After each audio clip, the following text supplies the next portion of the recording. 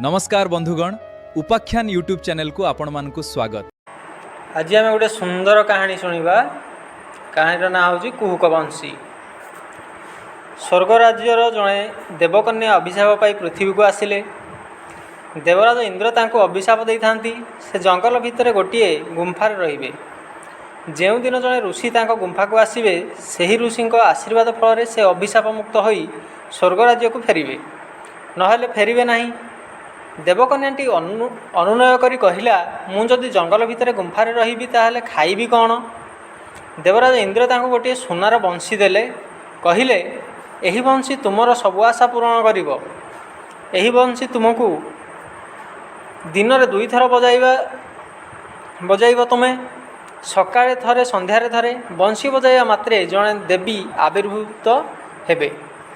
तुमे तांको जहा मागिबो से तुमर आशा पूरण करिवे। हिमालय पर्वत हेउछि देवता मानकर वासस्थान। सेठारे मध्य बहु मुनि ऋषि तपस्या करी ईश्वर को पूजा करती। इंद्र निर्देश मते देवकन्याटी हिमालयर गोटे गुंफारे आसी रहिले। गुंफा कड़े बहि जाउथाए गोटे झरणा, ताहार पानी अत्यंत स्वच्छ। देवकन्या प्रथमे जेतेबेले गुंफारे रहिले सेतेबेले कौनसी मनिषर स्वर शब्द नहीं, केवल जंगलर जीवजंतु पशुपक्षी सेठारे रहुथांती। देवकन्या प्रथम करी कुहुक बंशीटी धरी गुंफा भितर बजई देले। चाहूँ चाहूँ देवी मूर्तिटी आसी तांको सामने छिड़ा हो गले। कहिले तुमर कौन दरकार मते आदेश करंतु।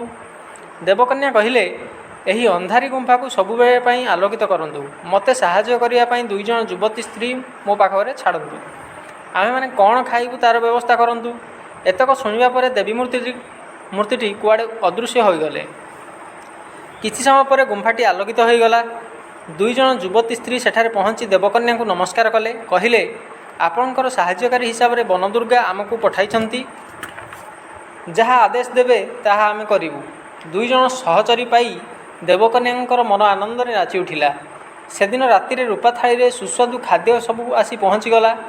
3 जण जाक खाई तृप्त हेले। देवी दयारु सुंदर बिछଣା मध्य गुंफा भितर बिछा होईगला। एणिकी आउ किछि असुविधा नहीं। प्रतिदिन संध्या और सकाळे खाद्य मिल जाए। 3 जण जाक हस खुशी होई गुंफार रही था। देवकन्या जितेबले जहाँ दरकार कुहुक वंशी ताहा पूरण करे। एहीपरि वर्षे 2 वर्ष कटिगला। देवकन्या पुरुष पुओटीए देखा पाइले नहीं। दिने कुहुक वंशी को अनुरोध कले जड़े राजपुत्र को से विवाह करने को चाहती। कुहुक वंशी कहला 2 दिन पर राजकुमार आसी पहुँचे। सतकु सत 2 दिन पर जड़े राजकुमार आसी गुंफा द्वार मुहरे पहुँचिले। तांको नाम देवानंद। मरे बुली बुली से बहुत भोकिला हो जाइथिले। भोकरे पेट जलुछि तो शोषरे तंटी सुखी जाउछि। एहीपरि समय से आसी गुंफा द्वार मुहरे पहुँचिले।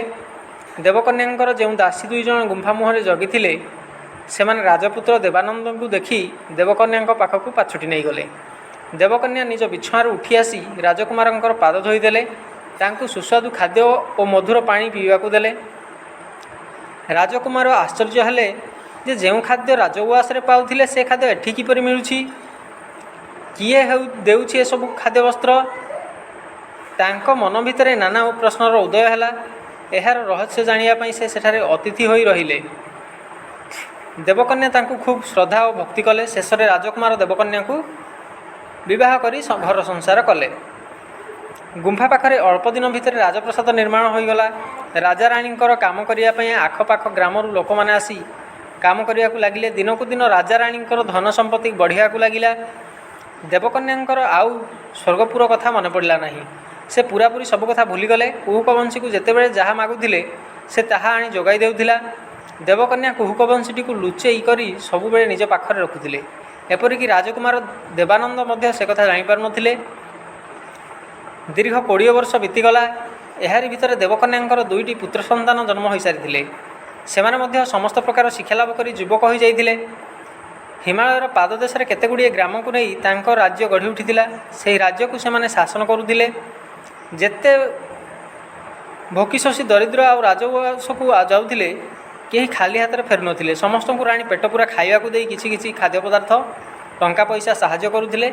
क्रमे क्रमे राजा देवानंदर ख्याति चारिआडे व्यापीगला।